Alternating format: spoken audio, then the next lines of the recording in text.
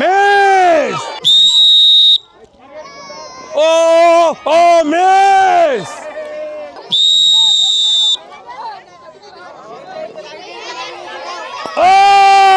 শাবাশ বাবা, তোমার জন্য রয়েছে টোকেন। তোলো, যে কোনো একটা টোকেন তোলো। কেমন লাগলো বাবা খেলতে? ভালো লাগছে, ধন্যবাদ। মিথিলা বাবার জন্য টোকেন। বাবা কি পেয়েছেন? ও এই মিথিলার জন্য একটা করতালি নেই।